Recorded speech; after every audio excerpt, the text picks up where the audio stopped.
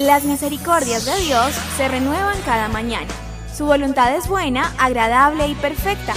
Bienvenidos a una nueva emisión de Vidas con Propósito, para volver a vivir. ¿Tiene que haber un divorcio entre nosotros y el pecado o no puede haber un matrimonio entre nosotros y Cristo? Hola, muy buenos días, bienvenidos una vez más a Vidas con Propósito para volver a vivir. Les saluda Beatriz Cifuentes. Hoy continuamos con la serie Falsos Profetas y Falsos Maestros y compartiremos el tercer tema de esta serie, Gracia o Libertinaje.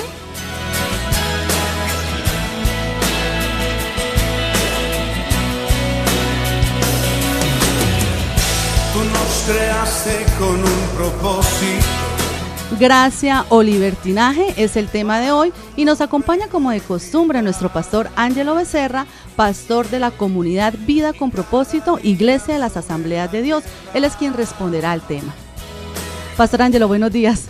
Buenos días, Betty, y buenos días a usted, estimado oyente, que aparta su tiempo para escucharnos todos los días. Gracias por dejarnos llegar a sus vidas y esperamos edificarles con la palabra de Dios. Para tu gloria manifesta. Y le recordamos, apreciado oyente, que usted puede escucharnos por medio de la radio tradicional en el 1020 AM y a través de la internet ingresando al Facebook de Radio Primavera. En la parte izquierda del muro puede encontrar las opciones audio o video en vivo. Hoy estamos en audio en vivo. Estás escuchando Vidas con Propósito, para volver a vivir.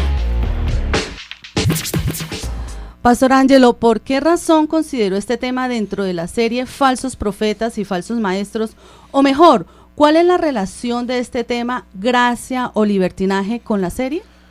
Bueno, Betty, para responder a su pregunta, yo quisiera citar Judas 1:4, dice así: el problema es que se han infiltrado entre ustedes ciertos individuos que desde hace mucho tiempo han estado señalados para condenación. Son impíos que cambian en libertinaje la gracia de nuestro Dios y niegan a Jesucristo, nuestro único soberano y Señor. Note lo que aquí está diciendo Judas en su carta, ¿no? El problema es que se han infiltrado dentro de las iglesias ciertos individuos, ¿no? Lo menciona también con la palabra impíos, que cambian el libertinaje. Lo cambian por la gracia de Dios. Y para ilustrar esta estrategia de la infiltración, porque lo que plantea Judas es que ellos se infiltran, ¿no? Permítame hablar de cómo los falsos profetas y los falsos maestros ellos se infiltran. Quiero basarme en una historia que sucedió aquí en Colombia, ¿no?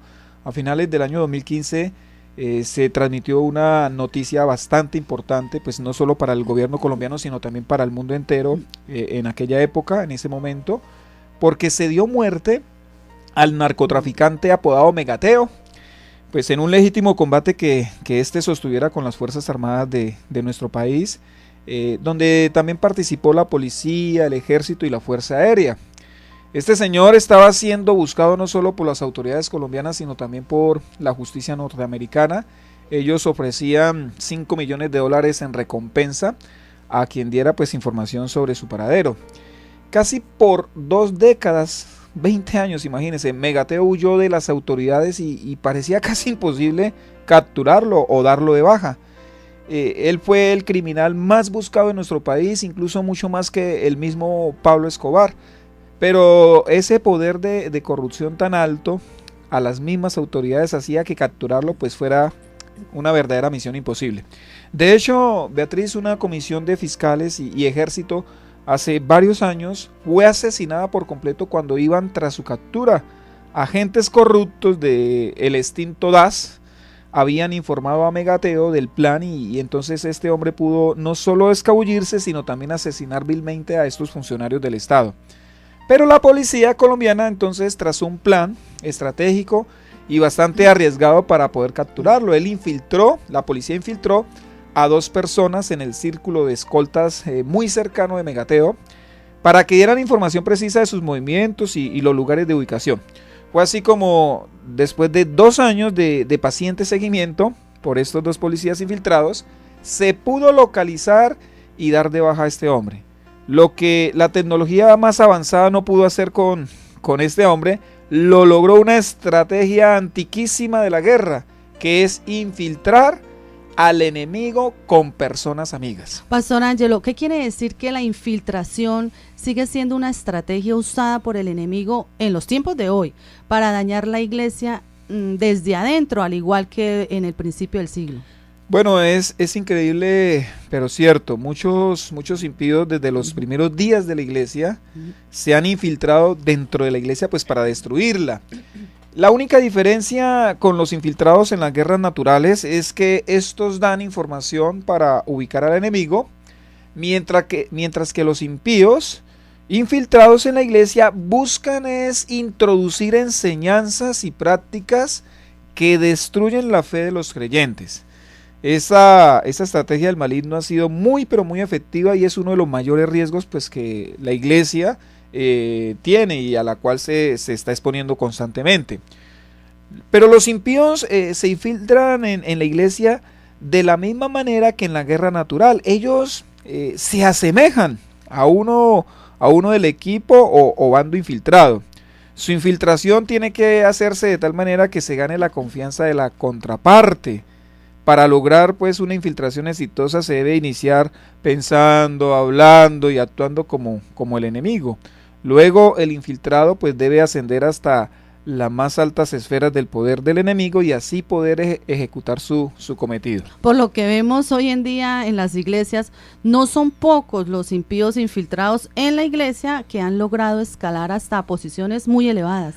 Sí señora, han escalado tanto que han podido pervertir el mensaje de la gracia salvadora y la han cambiado por un aberrante libertinaje, no solo en la conducta sino también en la enseñanza. Apóstoles, ¿no? Entre comillas, que se han atrevido a comparar al santo Dios con una prostituta y siguen como si nada pasara. O sea, eso a mí me parece tremendo. Dañino. Muy, pero muy dañino. Otros que han escalado posiciones dan puñetazos, dan bofetadas, dan patadas disque ungidas a sus feligreses y estos pues les admiran por su supuesto poder. Otros tristemente, lamentablemente, tienen relaciones sexuales extramaritales con varias mujeres, incluso en menores de edad y peor aún, en pleno culto y detrás del altar. Eso ha salido por las noticias de nuestro país. Pero ¿qué hacen los feligreses? Los feligreses los defienden ante las autoridades con el argumento de que no fueron violaciones, sino actos consentidos con las víctimas. Vean, no importa qué tanto se hable de Jesús, ni qué tan asombrosos milagros se hagan en su nombre, si no hay una conducta acorde con el mensaje del Evangelio, estos falsos apóstoles, profetas, evangelistas, pastores o maestros demuestran explícitamente que niegan a Jesucristo. O sea, que eso no nos quepa la menor duda. Y ahí tenemos que aprender a utilizar el discernimiento. Alguien puede hacer supuestamente hacer descender la gloria de Dios, pero si la conducta de ese alguien no se compagina con lo que enseña el Evangelio de Jesucristo, tal persona es un infiltrado. Tal persona es un falso profeta, un falso maestro que quiere venir a dañar la iglesia del Señor. Es momento de aprender una nueva palabra en el diccionario bíblico de Vidas con Propósito. Bueno, definamos hoy la palabra citada en el texto de Judas 1:4 y base del tema de hoy, la palabra libertinaje, pastor. Bueno, en el Nuevo Testamento está la palabra inspirada que utiliza el escritor, que es en el griego, en Judas 1:4 para libertinaje, así lo traduce Reina Valera y la Nueva Versión Internacional. En griego es aselgeia, lo estoy pronunciando tal cual se escribe, aselgeia con G. Aselgeia es la lascivia, es el libertinaje, es permitirse hacer lo que a uno le place, sin freno, sin control, sin límites. Lascivia es esa propensión a los deleites carnales, es un apetito inmoderado de algo. Libertinaje en sí es el desenfreno en las obras o en las palabras, es ser una persona licenciosa, atrevida, es ser un disoluto, entregado a los vicios. Aselgeia, entonces, es un término usado mayoritariamente para calificar o para hablar del exceso o el desenfreno en las prácticas sexuales. Sin embargo, también hace referencia a cualquier tipo de conducta desenfrenada. Aselgeia o libertinaje es usado por Judas en este pasaje que hemos citado, Judas 1:4, para denotar los comportamientos sin control que usan frecuentemente los falsos predicadores y bueno, que vamos a ver más adelante. Es una vida descontrolada, es una vida desbordada. Entendemos entonces que este mensaje de Judas está siendo dirigido a la iglesia en general para que aprendamos a diferenciar a los falsos profetas y a los verdaderos. Siendo así, pastor, ¿qué debemos hacer para tener un entendimiento bíblico de la gracia y no ser engañados? Lo primero que debemos entender bien es qué es la gracia, ¿sí? Porque muchos quizás han abrazado la gracia pero no la han comprendido bien. Pues cuando uno comprende bien qué es la gracia, podemos entonces empezar a notar las desviaciones libertinas de los falsos predicadores, de los falsos pastores, de los falsos apóstoles y maestros. Así que ese sería el primer consejo, estimado oyente. Entienda bien la gracia. Y cuando digo bien es que existe la posibilidad de que haya un mal entendimiento. Juan 1:17 dice así: pues la ley fue dada por medio de Moisés, mientras que la gracia y la verdad nos han llegado por medio de Jesucristo. Cuando la Biblia habla de gracia como atributo divino, como una característica de Dios, se está refiriendo pues a la cualidad más maravillosa y más espléndida que tiene nuestro Dios. Ese atributo se describe muy bien en el Nuevo Testamento y fue escrito en griego con la palabra charis. Cada vez que usted lee gracia en la Biblia, pues en el griego es charis. Y significa dádiva, don o regalo.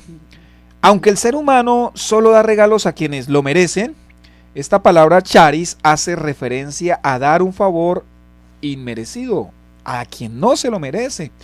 En el idioma griego, si alguien merece un regalo, se debería usar entonces, o se usa más bien la palabra opheleima, que tiene la connotación de pago o salario.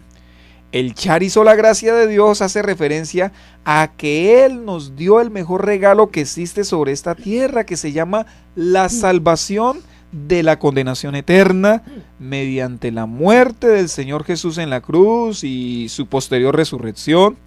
Y esto de manera inmerecida, es decir, no hicimos nada, y es que no podemos hacerlo para merecer ese regalo maravilloso que nos da Dios de la salvación en Cristo Jesús. Pastor, ¿y quiénes pueden obtener esa gracia, ese gran regalo inmerecido de la salvación de la condenación eterna? Pues todos aquellos que crean en Jesús. Este mensaje de la gracia de Dios está bastante claro, es extenso en el Nuevo Testamento. Yo quiero solo leer un versículo, bueno, varios, un resumen que se encuentra en Efesios, Efesios 2, 4 al 9, dice así: pero Dios, que es rico en misericordia, por su gran amor por nosotros, nos dio vida con Cristo, aun cuando estábamos muertos en pecados. Por gracia ustedes han sido salvados, y en unión con Cristo Jesús, Dios nos resucitó y nos hizo sentar con Él en las regiones celestiales para mostrar en los tiempos venideros la incomparable riqueza de su gracia, que por su bondad derramó sobre nosotros en Cristo Jesús. Porque por gracia ustedes han sido salvados mediante la fe. Esto no procede de ustedes, sino que es el regalo de Dios, no por obras, para que nadie se jacte. Pastor, ¿y a cuál fe se refiere el escritor de Efesios? Porque muchos dicen que tener fe. Bueno, esta fe que se refiere el versículo 8 es fe en Jesús, no fe en nosotros, sino fe en el Señor Jesucristo. Y para confirmar esto que estoy diciendo, voy a leerles Gálatas 2:16, dice así: sin embargo, al reconocer que nadie es justificado por las obras que demanda la ley, sino por la fe en Jesucristo, también nosotros hemos puesto nuestra fe en Cristo Jesús, para ser justificados por la fe en Él y no por las obras de la ley, porque por esta nadie será justificado. Vea, Betty y estimado oyente, ser justificado significa ser declarado justo, que es el requisito para poder ser salvo, para poder ir al cielo. En otras palabras, cuando yo creo en Jesús, Dios me declara justo sin merecerlo. pues se me atribuye la justicia de Jesús y Dios empieza a verme como si viera a su Hijo Jesús. Imagínense ese regalo. Hermoso. Por eso es que Dios empieza a llamarme hijo, me trata como hijo de Él, pues me ve igual que a su verdadero y único Hijo Jesucristo. Gálatas 3:26 dice, todos ustedes son hijos de Dios mediante la fe en Cristo Jesús. Eso es pura gracia, que Dios nos llame sus hijos por lo que hizo su propio Hijo, su único Hijo Jesucristo. Podemos decir entonces que la maravillosa y espléndida gracia de Dios me justifica, me santifica, que la gracia de Dios me purifica y me convierte en hijo suyo sin merecerlo, obviamente, pastor, como usted nos dice, solo por creer en su Hijo Jesucristo. Sí, así es, Betty. Por la pura gracia de Dios, por lo que hizo Jesús con su muerte y resurrección, es que los pecadores ahora somos salvos al haber creído en el Señor Jesucristo. Eso es lo más maravilloso que nos pudo haber pasado. Estamos en Vidas con Propósito, hoy con el tema gracia o libertinaje. Pastor, ¿qué sucede en los pecadores como nosotros que a través de la fe en Jesucristo reciben su gracia? Bueno, tres cosas importantes. Número uno, el castigo de Jesús se cuenta como el castigo nuestro. Y por lo tanto ya no tenemos culpa delante de Dios, hemos sido perdonados y ya no se necesita otro castigo, otro sacrificio. Como número dos, la pureza, la santidad, la rectitud de Jesús se me atribuye, se nos imputa gracias al derramamiento de su sangre, la cual nos limpia de todo pecado. Ese derramamiento de sangre no se requiere que se haga varias veces, sino que la sangre derramada en la cruz por el Cordero Santo de Dios, que es Jesús, hace casi 2000 años, es suficiente para limpiarnos, para purificarnos, para hacernos santos delante de Dios. Y número tres, entonces el Espíritu Santo de Dios viene a morar dentro de nosotros. Y eso es maravilloso, dándonos una nueva vida con el poder para vencer el pecado. De nada serviría perdonar y lavar al pecador si éste sigue viviendo en su pecado, y algunos cristianos no entienden eso. De nada sirve lavar un puerco si éste vuelve a revolcarse en el lodo. Pastor, en esta última parte, ¿es la que omiten los falsos predicadores? Precisamente, o sea, tú puedes pecar, pues no lo dicen así de frente, pero es lo que dan a entender. Sí. Les encanta hablar de la gracia de Dios en cuanto a que somos perdonados, y solo el perdón. Y que somos declarados justos por la muerte de Jesús, pero omiten que también por la gracia de Dios se nos da el Espíritu Santo para que vivamos una vida nueva de santidad y obediencia, tal como la vivió Jesús.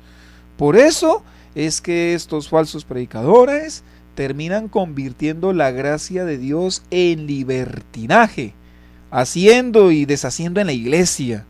Bueno, en el próximo programa compartiremos de un gran líder en la iglesia, pero que era impío, que estuvo infiltrado, por supuesto, y que tergiversó la gracia como hasta, no, o sea, como no lo han hecho otros en lo que lleva la historia de la iglesia. Pero sí, existen muchos predicadores que solo es Dios te perdona, no importa que haga lo que haga, Dios te perdona.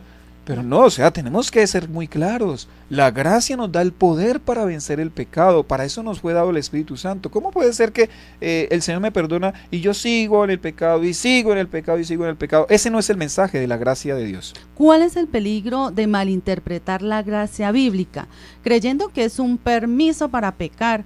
Pues al fin y al cabo Dios comprende nuestras debilidades y Él nos perdonará y así me aceptará.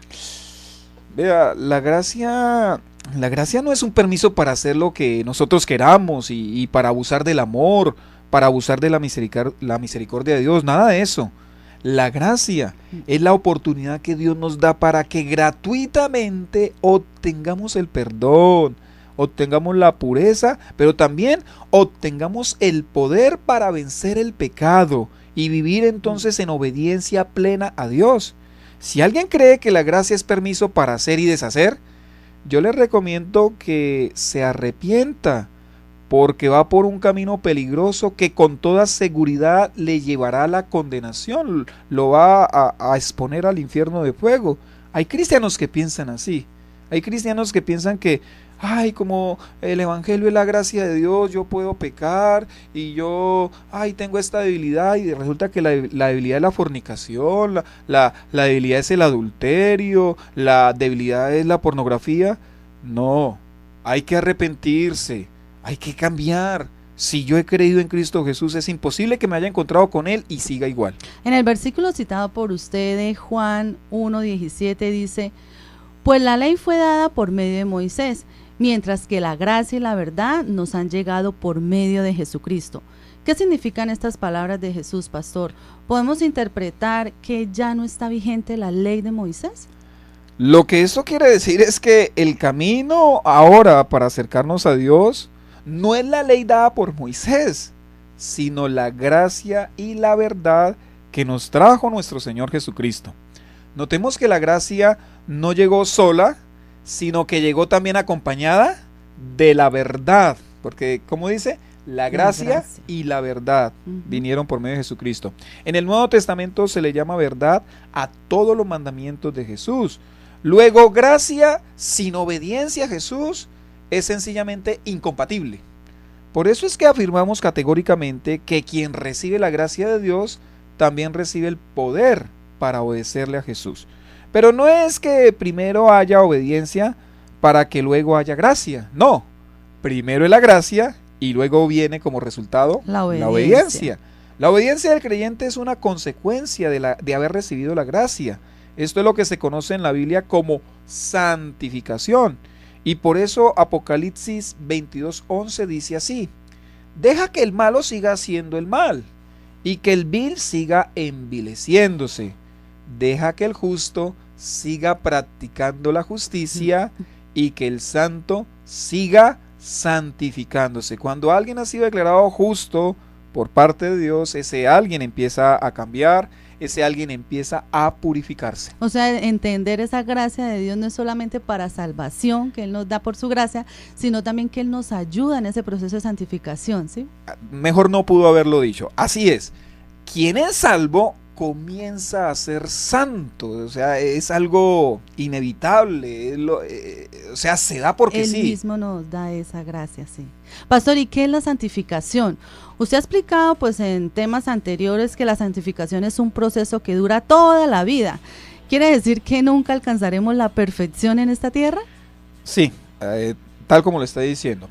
Pero los libertinos usan esto de que la santificación es un proceso como excusa para justificar sus comportamientos de pecado. En cambio, alguien que ha recibido verdaderamente la gracia de Dios jamás justifica sus pecados, sino que entiende que debe confesarlos y que debe apartarse de ellos lo más pronto posible, pues piensa como dice el apóstol Pablo en Romanos 6, 1 al 2. ¿Qué concluiremos? ¿Vamos a persistir en el pecado para que la gracia abunde? De ninguna manera. Nosotros que hemos muerto al pecado, ¿cómo podemos seguir viviendo en él? Así que el Espíritu Santo que le es dado al pecador cuando se arrepiente, entonces el Espíritu Santo le redarguye. Desde luego que después de que nosotros creemos en Cristo Jesús, eventualmente pecamos, eventualmente podríamos incurrir en un pecado, empezar como a desviarnos de la voluntad de Dios, pero el Espíritu Santo que nos ha sido dado empieza a hacer esa, digamos como esa insistencia en el corazón: debes dejar esto, debes confesar esto, debes apartarte de esto, y entonces ahí es cuando el cristiano empieza a crecer, empieza a cooperar, empieza a obedecer y comienza a ser más santo. Bueno, concluyendo entonces, pastor, la gracia no es licencia para pecar. Está muy bien, perfecta esa frase. No es que porque estamos en la era de la gracia hagamos y deshagamos, que Dios me va a perdonar. Sabemos que Dios perdona, pero hay gente que es sinvergüenza.